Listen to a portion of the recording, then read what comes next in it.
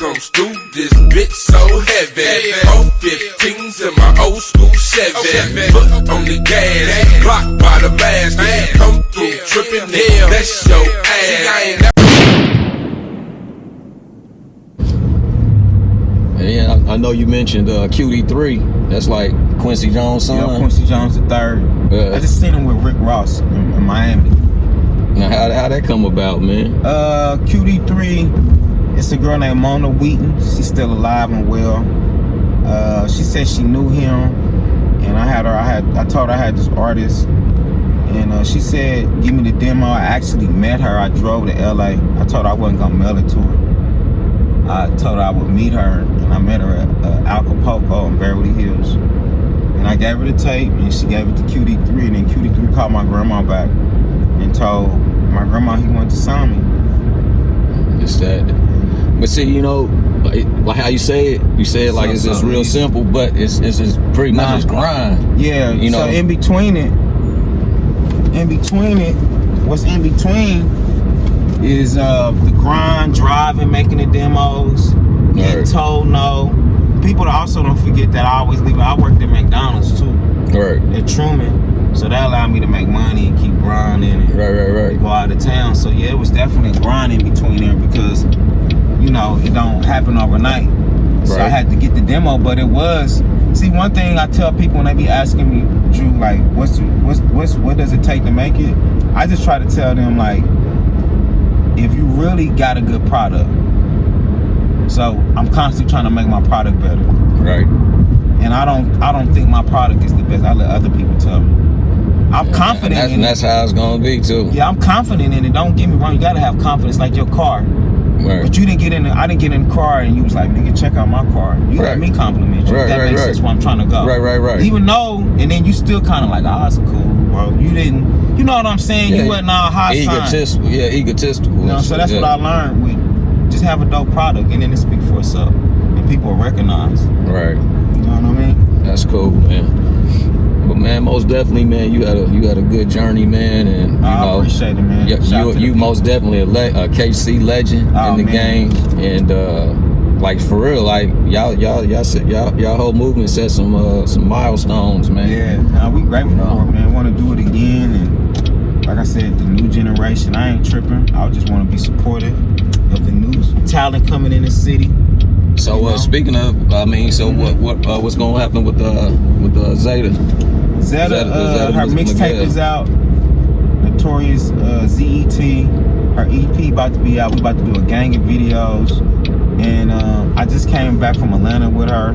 I was actually about to take her down to the core DJs. So yeah, I'm actually I'm about to kind of do the same thing with her like I did with Tech. It's just a female. Right. You know what I mean? And Zeta can dance, sing. She's a dope photographer.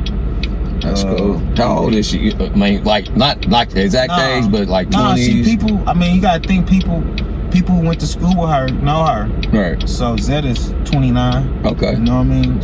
You know, people with her. You know what I mean? Yeah. You know, you can't see one thing about what I love about music now.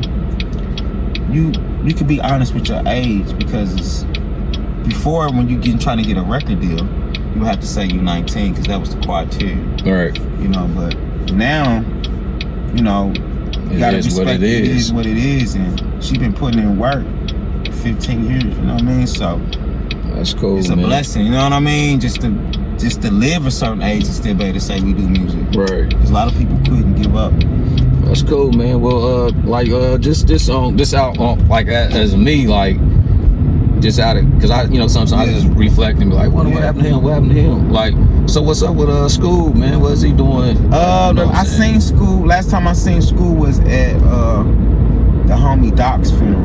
Yeah, I heard about Doc. R.I.P. to Doc. And we was out on the block on Wayne. That's the last time I seen School. I've heard some music come out on Strange maybe 2 years ago, whatever. I heard but that's the last time I seen School.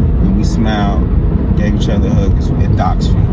Me and School, because and we didn't even know it. Yeah, like wow. we like second cousins and shit. Yeah, small world. Still don't even like his you know, like my aunties and all them, they know his mama. Like they, but it's like one of them type of things. Yeah, small world. But yeah, we cousins, man. And then Tech, you and Tech, y'all talk. Me and Tech are cordial speaking. I just did an interview on the homies that you hooked me up with. Oh, them niggas crazy podcast. Yeah, and I was just telling them, they was asking me, and I was like, the only thing about the whole Strange and Tech 9 thing, they still owe me money. Like publishing or just flat out just fees and publishing. Like, he only paid me like 15 grand for them songs.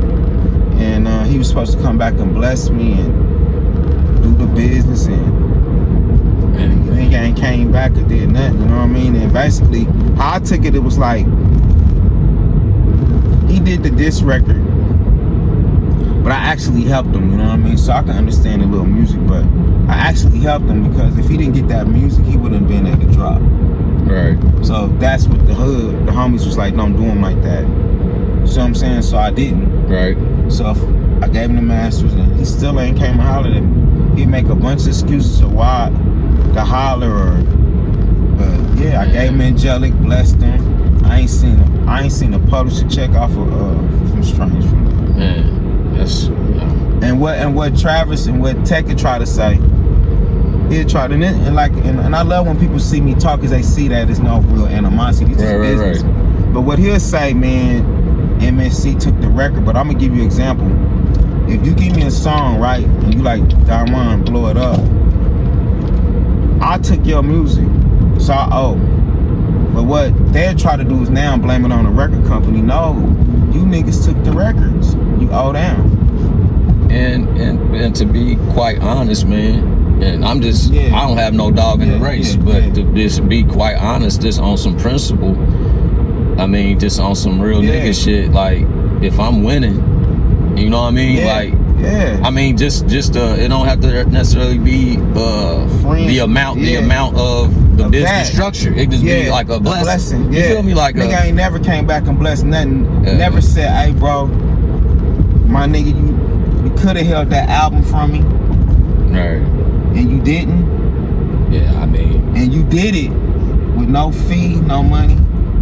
You worked on it, and that's the only thing. That's the thing, and I ain't mad, because I feel like Dame Dash, you know what I'm saying? If I would have came out a sore loser, I wouldn't be talking with you now. Right. So I'm grateful that I could talk with you, and then people can be like, oh, okay, he ain't talking disrespectful, and he still kept it moving. You gotta think all the other people I produced was after Tech, Mac Dre.